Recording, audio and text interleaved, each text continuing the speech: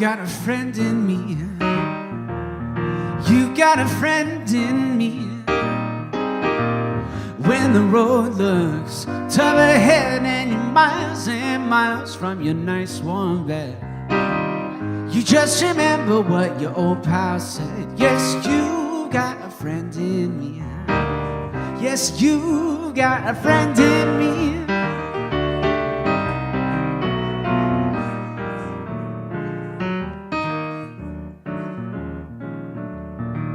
You got a friend in me.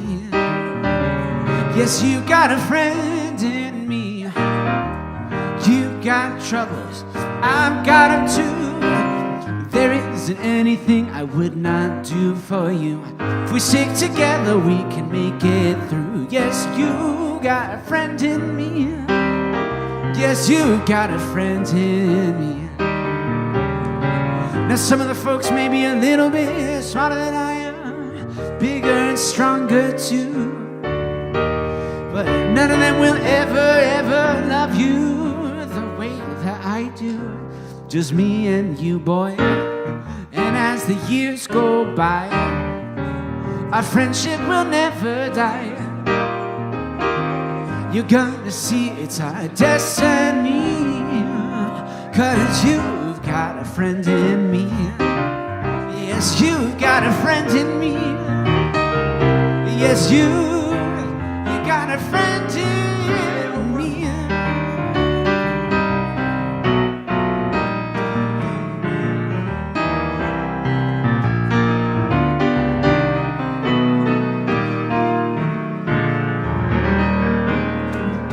Good morning, everybody. Oh, yeah. All right. You got a friend in Jason. Hey. Jason Goldstein, everybody. Let's give him some love. So welcome to those of you in the house this morning. If this is your first time joining us, my name is Reverend Dr. Michael McMorrow. I'm the senior minister here, spiritual director to some. And so if you're joining us, welcome. And then for those of you joining us online, so we do live stream here. And excuse me, Rev, am I getting in your way there? And so thank you for joining us. If this is your first time joining us online, we're coming to you live from Granada Hills, California. It's in the North San Fernando Valley, a faith community who welcomes all who practice their beliefs in faith and love. So it's wonderful to have all of you joining us by whatever modality. And our presider this morning is our assistant minister, Reverend Nancy Woods. So let's give her some love. All in all, it's going to be a good day because you're here, we're here, and let's get underway. So let's take a deep, conscious breath together and release. And in that release, just allow ourselves to set aside the worldly clamors, any sense of hustle or bustle in getting here, and just claim this moment as our own. As we come together for our call to service, which we call lighting the flames of faith. And we perform this ceremony to promote the universal consciousness of life, which acknowledges that all peoples, all faiths, all sentient beings come from the one great universal presence, which we call spirit. That fundamental to this truth is the unifying nature of all religious thought and experience, which we honor here this morning.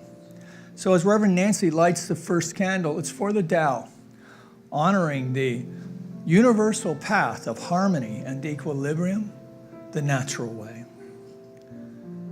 We light the second candle for shamanic traditions, honoring the beliefs and practices of all indigenous peoples, the way of primal spirituality. We light the third candle for Hinduism, honoring the path of knowledge, action, and devotion. We light the fourth candle for Judaism, honoring the ethical path of living by sacred law. We light the fifth candle for all forms of Buddhism, honoring the Four Noble Truths and the path of compassion. The sixth candle we light for all forms of Christianity, honoring the Christ consciousness as the path of love. We light the seventh candle for all forms of Islam, honoring the path of submission to the will of God as the highest calling. We light the eighth candle for the universalistic religion of Baha'i, honoring the path of unity and peace. We light the ninth candle for all forms of new thought, honoring the metaphysical path of mental healing through the practice of universal spiritual principles. And the 10th candle we light for all those who are as yet unaware of the power and presence of Spirit in their lives, for the space we hold for them here in the sanctuary, within our online community, and of course within our own hearts.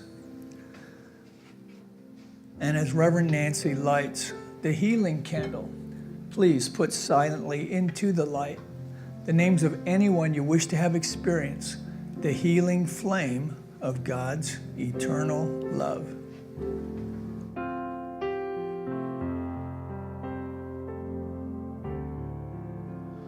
There is one flame that burns in our hearts. There is one light that shines through our love. We light this flame with faith. We light this flame with faith. We find this light within our own souls. There is one flame, one light within.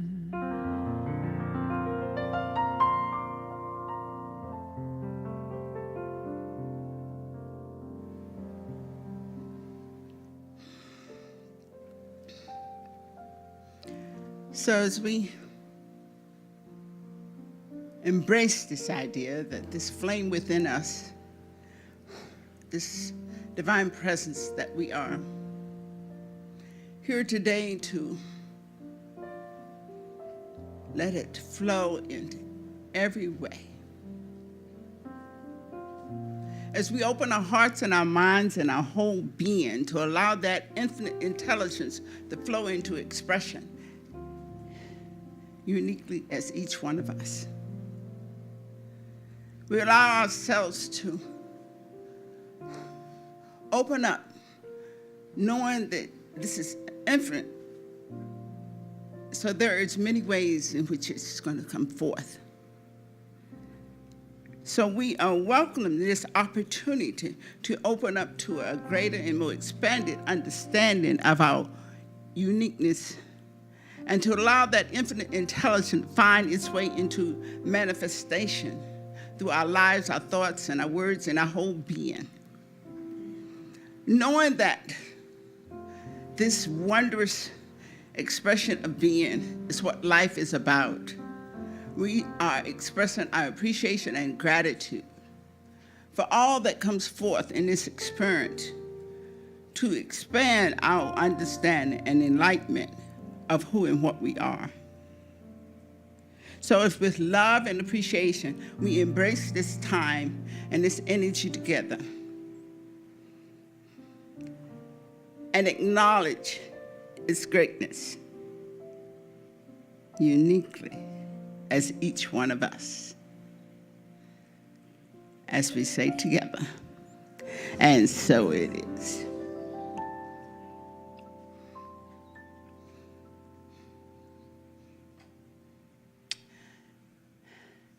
Thank you all for being here.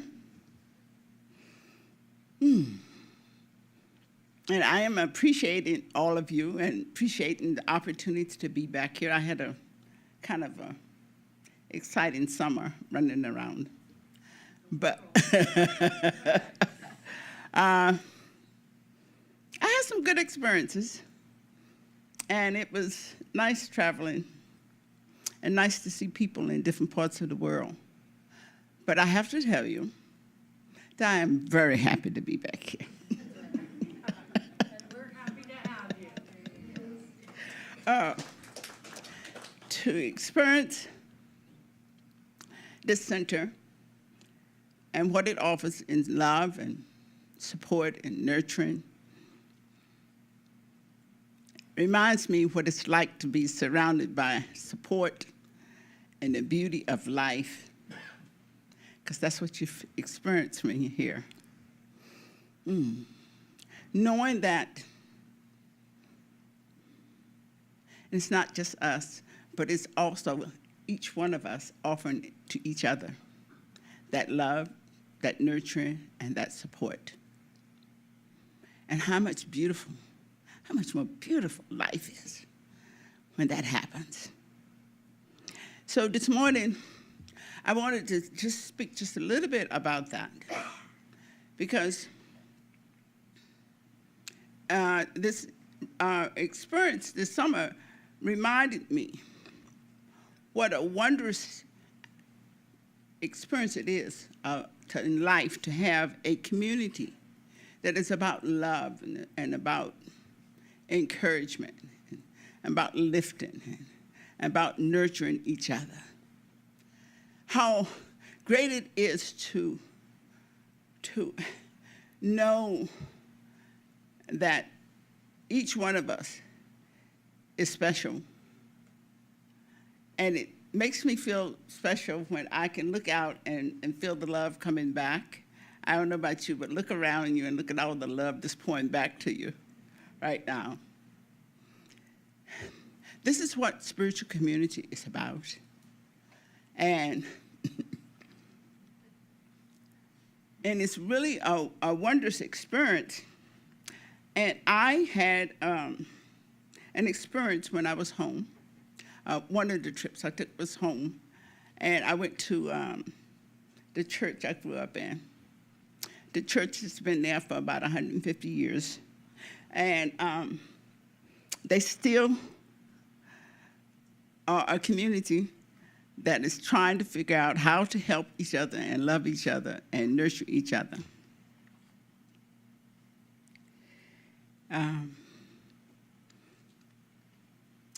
Making sure nobody's going hungry. In a little town, you know, that's the community I came out of. When I was little, it was about 400 or 500 people. Now it's a couple of thousand. But it's still a loving community. And I really had to express my gratitude to myself that I came all the way across country, because it's all the way on the other side of North Carolina, and I found the same type of environment. Well, I'll say it's my consciousness.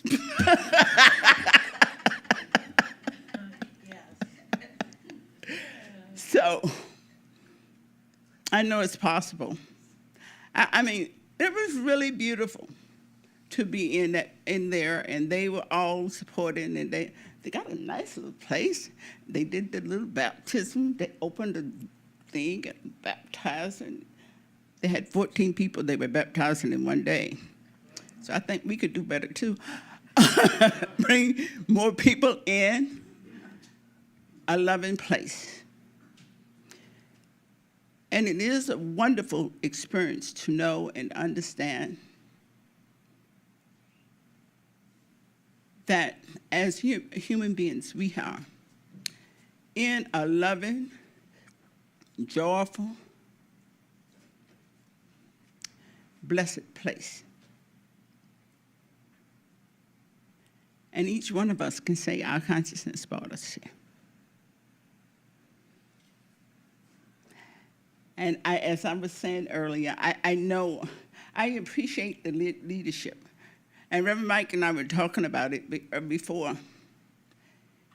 The leadership is wonderful, but leadership comes out of this beautiful group of people. And this is why the church is here. This is why we're so great, because all of you that are supporting and keeping this center going. We've been here a long time, too. I don't know, what is it, almost 70 years, right? And I've been here about 50 of them. So, thank y'all. Thank you. And I want you, if you're new, come on back. We are a loving family, and we love having new members of our family. And if you're online, you can come on too. And I want to say that this place is about love and support and nurturing. Open your hearts and your mind and feel the blessing. And thank you for allowing me to share that.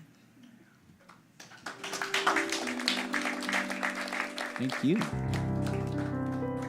Good morning, everybody. Reverend Mike suggested this beautiful song, and I had not heard it, and if you know it, I'm jealous now that you knew it before me. This song is a Burt Bacharach tune called Alfie.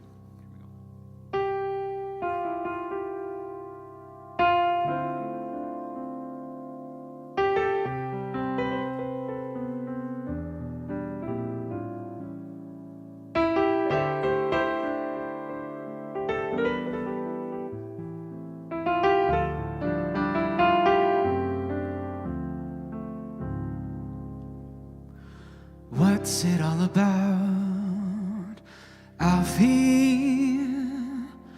Is it just for the moment we live? What's it all about when you sort it out, Alfie? Are we meant to take more than we give? Or are we meant to be kind? And if only fools are kind, Alfie, then I guess it is wise to be cruel. And if life belongs only to the strong, Alfie, what will you lend to that golden rule? Or as sure as I believe there's a heaven above, Alfie, I know there's something more, something to the non-believers can believe in. Well, I believe in love, Alfie. Without your love, we just exist, Alfie. Until you find the love you've missed, you're nothing, Alfie.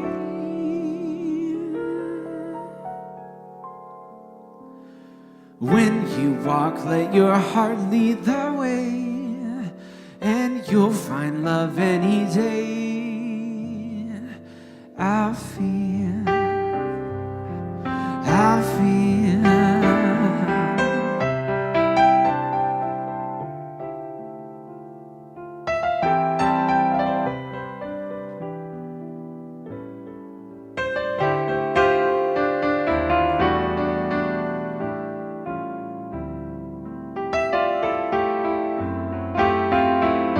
Yes, I believe in love, Alfie. Without your love, we just exist, Alfie. Until you find the love you miss, you're nothing, Alfie.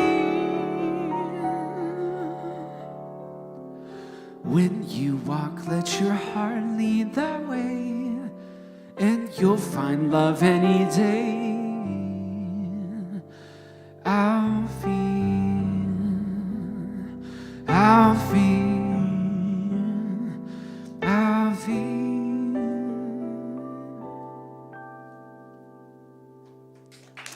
Thank you, guys. Thank you.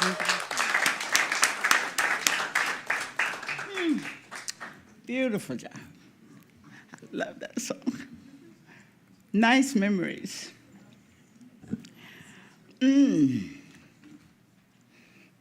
Some announcements for the day. There's always a practitioner available. There's one available for a 2-minute tune-up. We have some practitioners in the audience. Want to raise your hands? And there's also one, if you decide that you need some help, there's cslgh.org. You can always get a practitioner there. We also have assistance for hearing. So if you have a little challenge with the hearing, we have, you can see those two nice gentlemen in the back, and they would help you with that.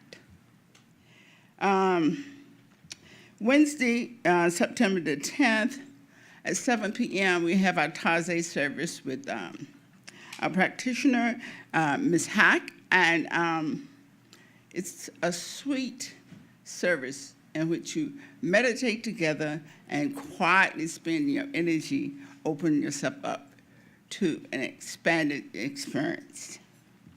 On September the 11th, which is the following day, we have a concert. We're not having it, but there is a concert for Wayne Moore's with his music. So if you want to attend that, go to theater68.com, and there are tickets available. On September the 29th, our practitioner, Andre and I, are doing a class on self-mastery. Now, Andre and I like to call ourselves not teachers, but facilitators, because we like to discuss how this philosophy is lived by all of us. So join us for that experience, and it's the course is $235, and you can contact Danny or our administrator if you want to sign up. But it's a sign-up sheet outside also. And a gratitude. Oh. Uh-huh. You pick one? Yes. Okay, thank you. All right. It's Quandran Mandel. Yeah. That's what the person is grateful for. Okay. Can you speak up? Oh, it's Quandran Mandel. That's what the person's grateful for. Is Okay. it not in something inside? I guess that's all they're grateful for, huh? Ah, That's it. that's it. Okay, thank you. I don't know what Quandran Mandel is. Okay, so could you stand and say the Declaration of Principles with me? We believe in one universal spirit, manifesting through all, natural and incarnate in us. We believe that the universal spirit is personal too, and reveals itself through everyone who recognizes its presence. We believe that our faith operates upon the law of mind, which automatically manifests in our experience according to that faith. We believe in the unity of all life and immortality of individual souls forever expanding. We believe in eternal goodness, the eternal loving kindness, and the givingness of life to all.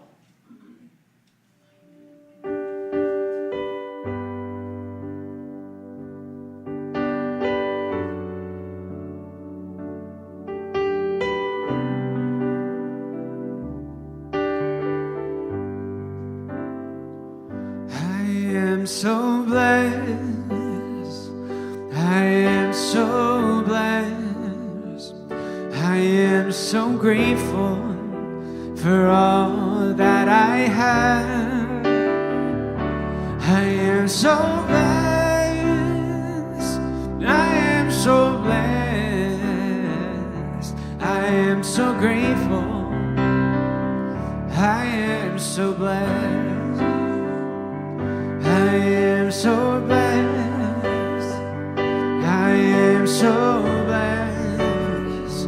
I am so grateful for all that I have. I am so blessed.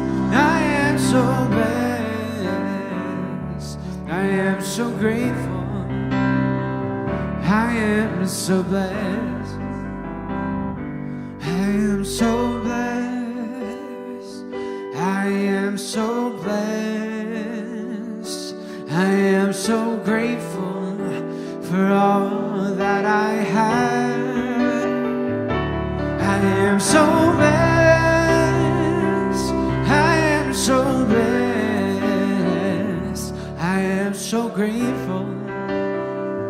I am so blessed. I am so grateful. I am so blessed.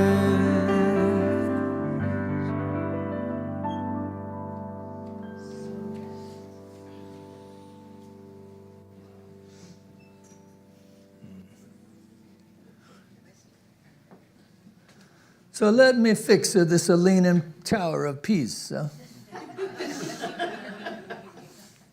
It's a little better. I like my healing straight, vertical, plumb.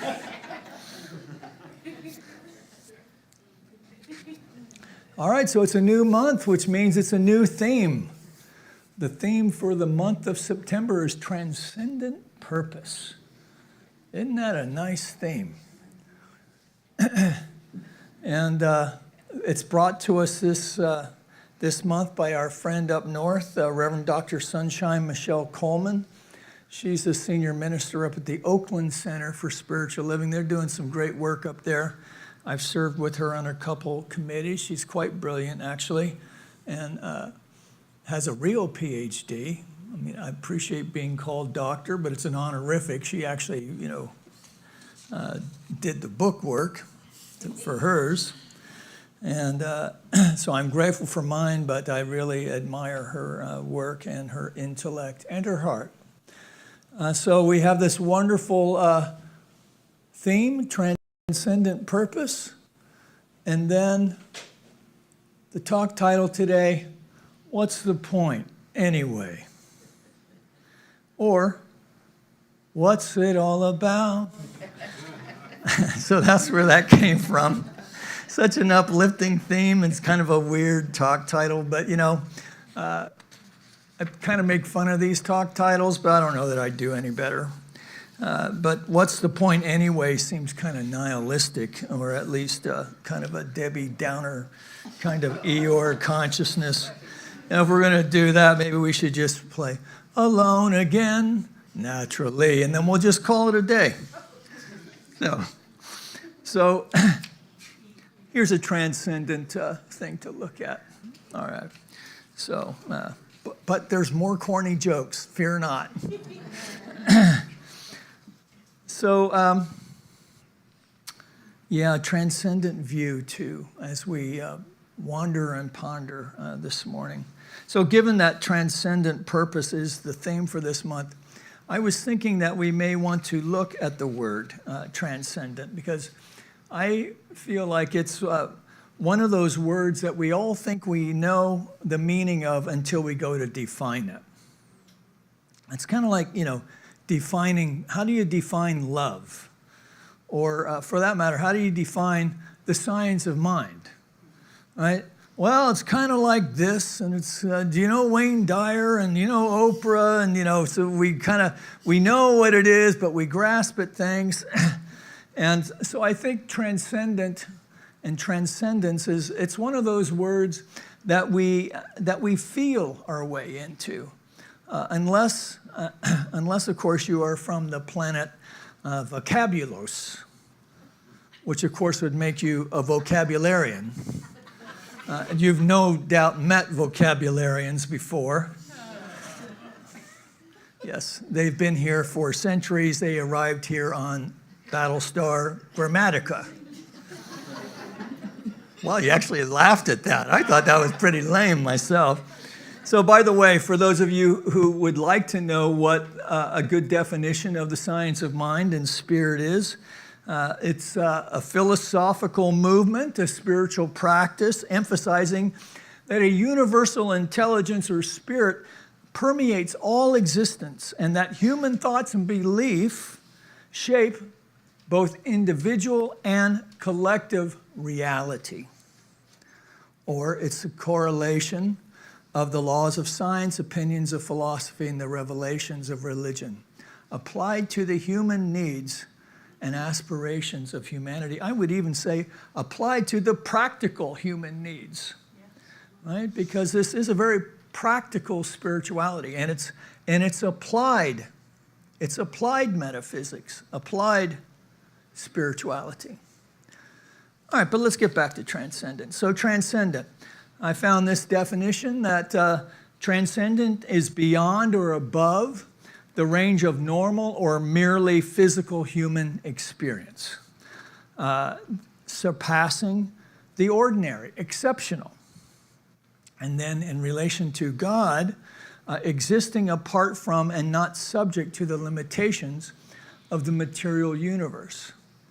And we don't really support the notion that there's a God separate from ourselves, right? So we believe that there's an indwelling presence by many names, and that we are not a part to it, although it often feels like it within the human condition.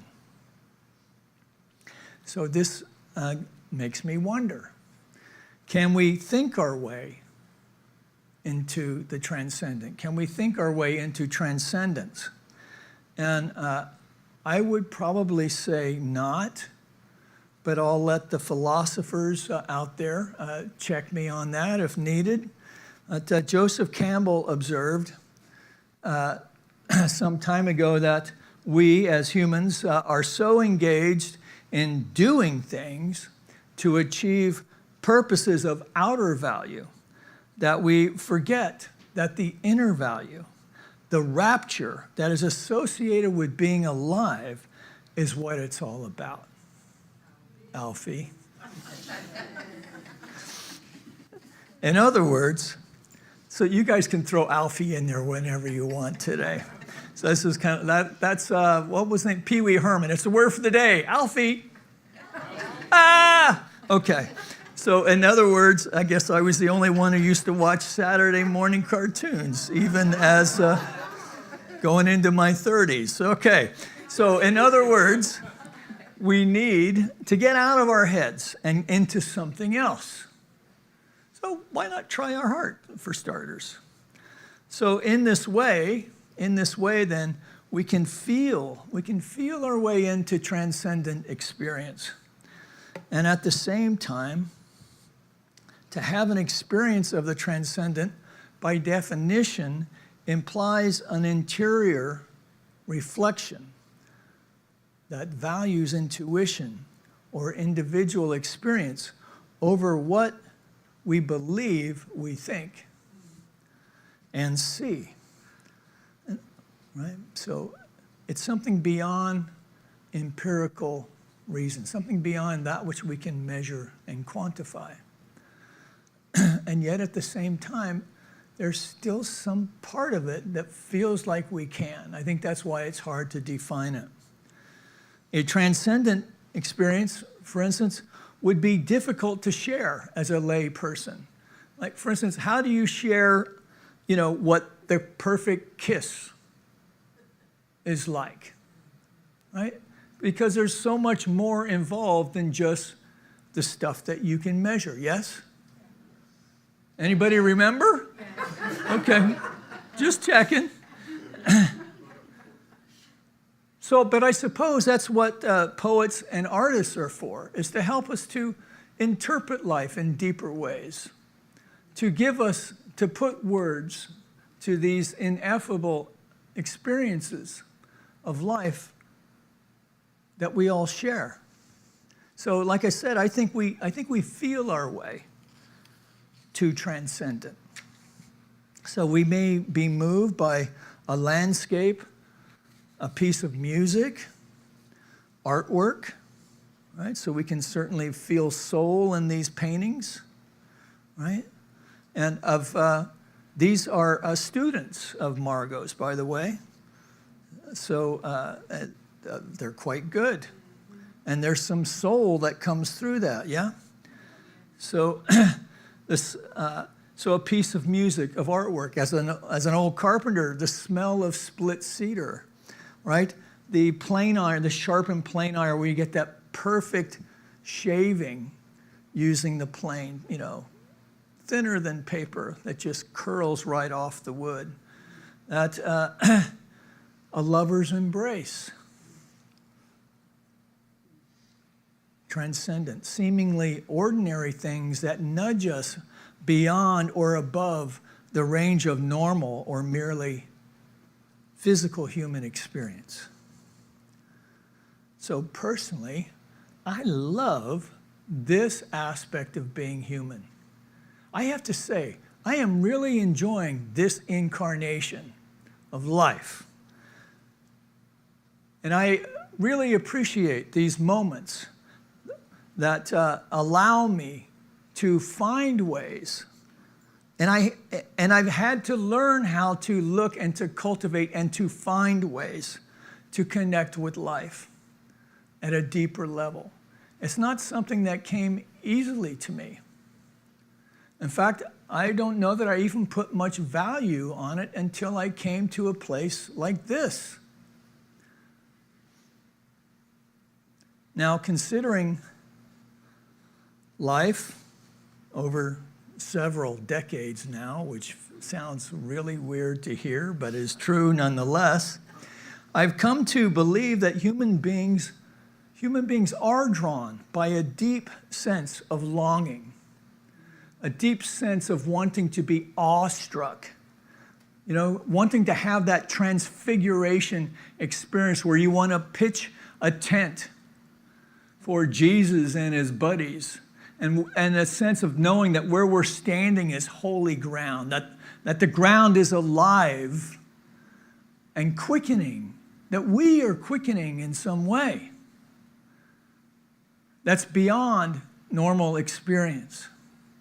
I think that all of us have that within us, that sense of longing, of awe, of connection, or even the possibility of connection to something deeper than ordinary life experience, something greater than we are alone.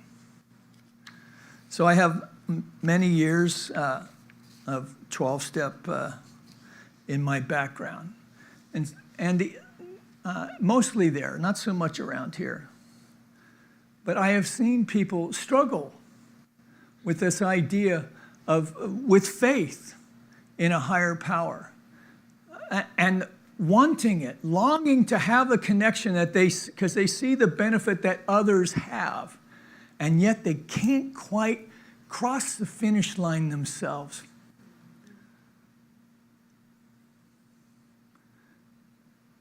So how to connect this experience that I would say all of us have in some measure? How to connect this experience of the individual then into a collective experience? Well, when you do that, you get things like a sorority or a fraternity, the Rotary Club, a rave, a spiritual community. And you get enough people together like that, and you get Taylor Swift and her Eras tour, or the Super Bowl. Or sometimes you can have both at once. They just got engaged. I think that's wonderful. Or a Grateful Dead concert with or without enhancements for those of you who are deadheads out there. So, but whatever it is, the possibility is out there and appears to be part of who we are as humans. And as I said, it appears to be that we are drawn to it as humans. Now, this fellow here is a Trappist monk. If you don't know what a Trappist monk is, they live behind a wall and they never come out. So they come out once a year to see if their shadow is there or not. So there is in us an instinct of newness, for renewal, for liberation of creative power. We seek to awaken in ourselves a force which really changes our lives from within. And yet, the same instinct tells us that this change is a recovery of that which is deepest, most original, and personal in ourselves.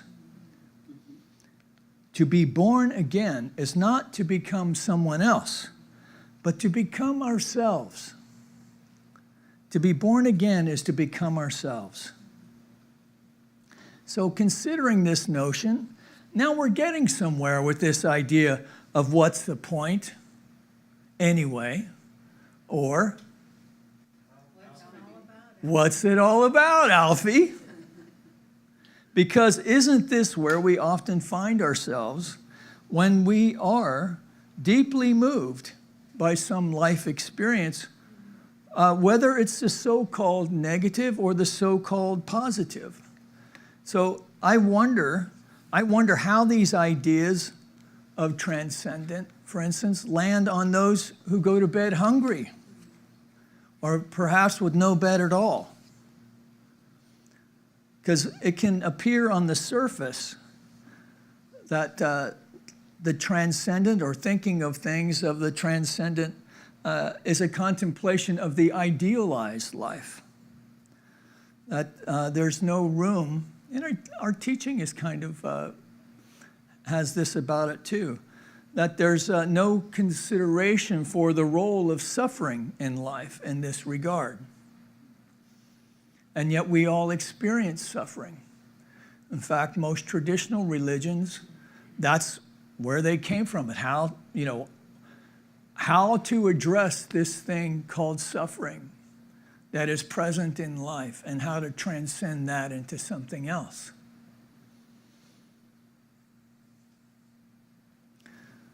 So we don't, particularly in New Thought, consider the role of suffering in life in this regard. But I have to say that in considering the transcendent, what we're talking about really is enlightenment through inspiration rather than desperation. But I have to say, at least for myself, I am far more motivated by desperation, even at this late date. I mean, there are things that I've known I needed to let go of, whether it was ex-wives or marriages or bottles or cigarettes or whatever it was. Well, maybe not profanity, but whatever it is, right? I mean, this had claw marks on it, grooved before I finally let go. So I don't think my experience is that different. That I think we are often motivated more by desperation, and yet the road of suffering, the via negativa, if you will, can still lead to transcendent experience, that moment of clarity where the moment rises out of ordinary experience to provide a deeper insight and explanation for whatever it is that we're going through. That it has a moment of insight and creativity, of moving from darkness to light. So that in this way, even at times of suffering, things can click into place. And where once there was confusion and suffering, there is now clarity and a release from bondage from old ways of thinking or seeing the world. So the teachings from Vedic scriptures, from Buddhist thought, Jewish, Christian, Islamic mysticism have various methods and modalities available for a mystical or transcendent experience, often buried in a lot of dogma and rules and atonement type stuff. But it's in there. Now, the transcendent is mysterious. The mystical is mystery. It has awe and fascination within it, as does the Transcendent. And as to this notion of accessing transcendence through suffering, New Thought teachers, the science of mind of spirit, of which is part of the New Thought thinking, encourage us to remember and to know that we do not have to create suffering to have transcendent experience. Do you hear that? We do not have to create suffering anymore. In fact, Holmes once said, the world has learned all it needs to know through suffering. And yet, the race consciousness, we see evidence of it out there that, is this really true? So when I look out in the world of affairs and get stirred up about that, even with talking with my friend Nancy, when we get ourselves both worked up sometimes, Nancy Shriver, right? It's important to remember, right? That what's being revealed is being revealed to be healed, right? Whether it's our country or the planet, the world. And I believe that the second coming is, in fact, a real thing. Not in that Jesus is going to come down from heaven in a chariot of fire, but rather a rise in consciousness that really understands that love and compassion versus the sword are the ways for true fulfillment and happiness for all people. And it's important that we know this truth. Like when we read the paper and then close it up and just say, okay, I now know that, I don't believe it. Dr. Barker. That's a direct report from Reverend Nancy, who was a student of his. So Ernest Holmes writes this: we do not exist here so that we can have this experience of suffering for the sake of suffering, right? So, I came up in a teaching where there was a big payoff when you cross the finish line, took your final breath, the curtain goes down, and then ta-da, all that suffering, there's this big payoff. Many people get comfort from that. But the way that I took that was like dragging around my good, keeping me from my good, because I'm just dragging around this thinking that was keeping me held in bondage. Rather than understanding, in the words of Jesus, that I have come that you might have life and have it more abundantly. I don't know why I never heard that till I came here. That the Spirit is within you. Why look up in the sky? It's here. Fret not over the morrow. Fret not over tomorrow. Are not the lilies arrayed in all their glory? Greater than this. Are not the birds of the air cared for? Why would you think that you would be less precious, right? These ideas, they're in there. But I was really caught up in the CYA aspect of spirituality. So, I digress. So, we exist, Holmes writes, we exist for the purpose of self-expression. The infinite has already implanted us with an instinctive intuition, which is the spiritual knowledge of good. Our whole growth results from inner awakening.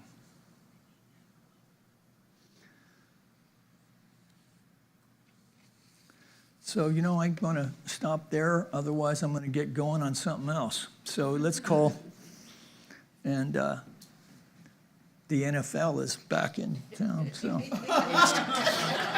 just saying. There won't be any men here if we go to 1 o'clock. I know that.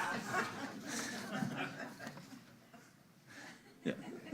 So if you see men checking their phones, they're probably looking at DraftKings now. All right. So let's take a deep breath, thinking about this idea of that we exist for the self-expression of spirit.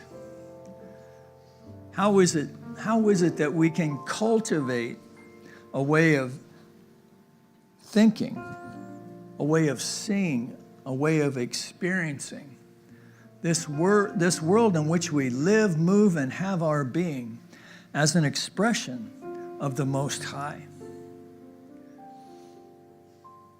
Do we dare have the courageous thought that we exist for the sole purpose of the creative impulse of life to have an experience of itself by means of our life? That this expression of life from the very Big Bang, from the very beginning of the universe to where we sit right now, reformulated, remade in this impermanent cycle of the law of circulation so that we incarnate in this exact moment of time. Can we hear the call? Are we willing to answer the calling? Let's ponder that today on this Sunday and think about how we can take whatever insights we glean from that, take it into our work week this week and see what happens, see what's different, and come in next week and see how we did.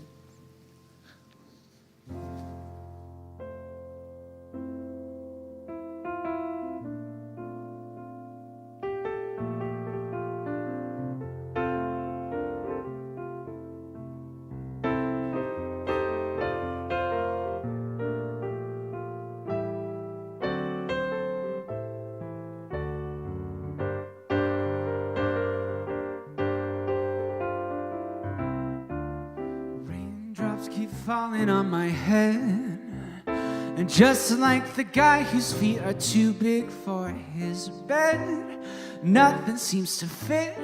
Those raindrops keep falling on my head, they keep falling.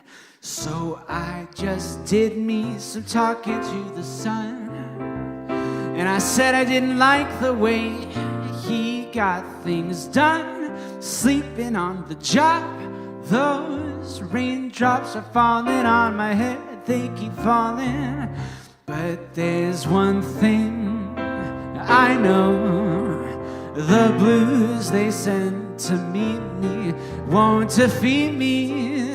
It won't be long till happiness steps up to greet me.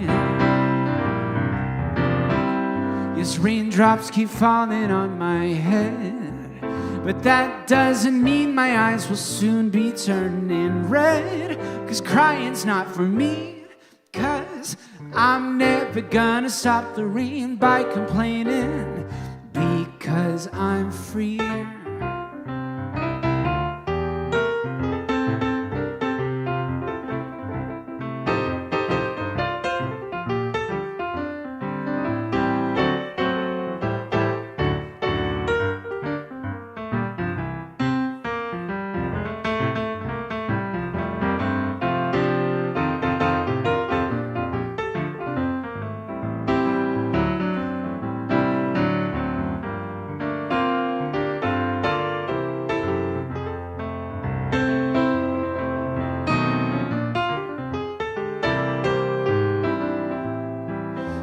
Won't be too long till happiness steps up to greet me.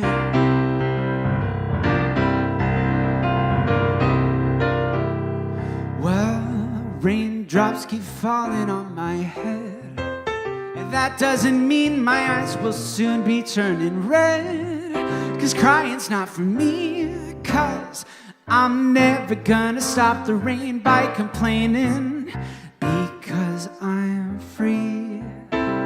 Nothing's worrying me. Nothing is worrying me.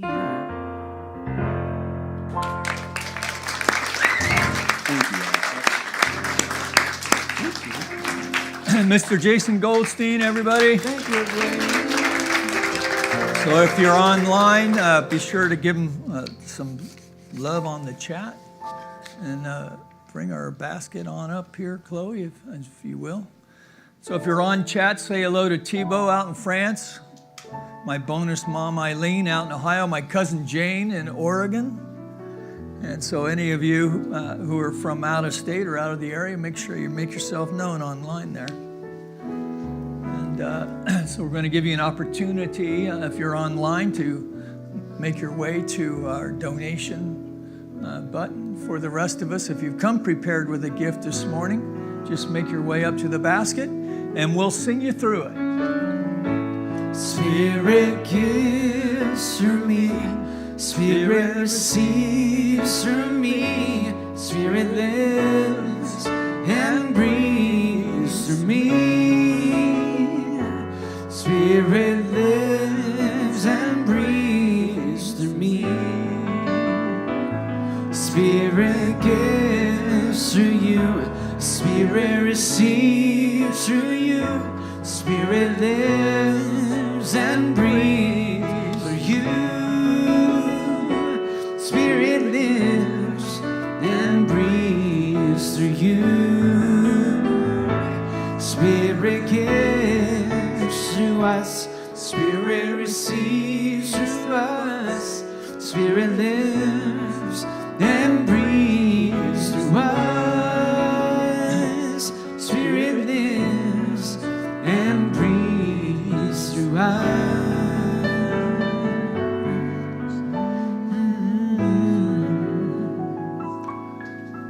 So going within for just a moment longer, as we recognize this basket represents both the giving consciousness of the individual and the receptive consciousness of the spiritual community. Come on in. Just have a seat right there. Great. So the consciousness of that person who knows and knows that they know that God is our source, our substance, our supply. And so from whatever avenue your generosity finds its way to the center, through online giving, through the mail, through the offering here this morning, we as spiritual community accept these gifts with deep love and respect, as we know together they go forth to heal, to prosper, and to bless not only the vision and mission of this spiritual community, but anyone connected to it in any way. From this place of gratitude, we extend a blessing upon our community of Granada Hills, our city of Los Angeles, our state of California, our United States of America, all of its churches, temples, mosques, schools, universities, the people who attend them, the people who support them, for our planet as well, that we know in some crazy, cosmic, wonderful way that the divine impulse of life is in expression in ways great and small. And to the extent that we know this to be so, we see it in easy and identifiable ways. This lifts our hearts. We feel a sense of grace and power that propel us into ways of spiritual living that raise not only our own life, but the lives of those around us as well. And that's a good thing. And together we can know this by saying, and so it is, and bless you all. And do we have a little report today? Or? A little report. All right, great. Want to do an affirmation when you show it? Something good about it? Okay. They did, we worked on affirmations today. We have a brand new affirmation board. And because it's fall, you want to show them your fall leaves? We're just beginning to make our fall leaves. Oh, very nice. Wow, that's really pretty. And we're going to put them on the board and write affirmations. Sweet. We're going to write on these notes. Very nice. How about we just leave this part open? Okay, you want to come down?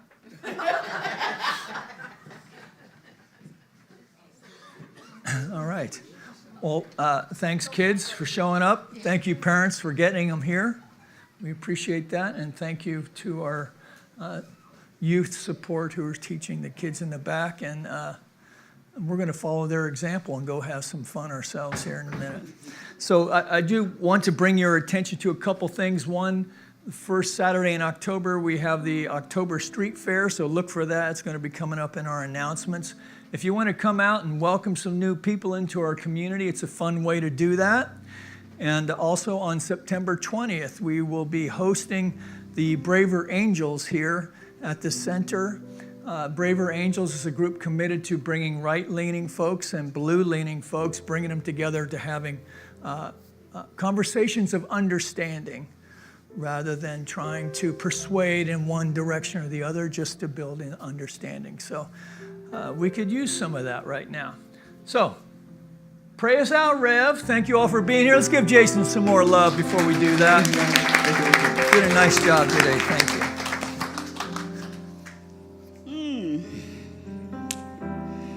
It is with the consciousness of appreciation. We are grateful to know and to understand that Spirit has given us an invitation to accept ourselves where we are as we are. And as we heard these truths today, we're able to embrace that we are Spirit's means of bringing newness into expression. And as we let go and embrace this idea, we rejoice for being here, for knowing the truth about who and what we are, and we go forth to demonstrate it in every way that is open to us. And with this love in our heart and its appreciation, we say together, and so it is. Please join me in singing the peace song.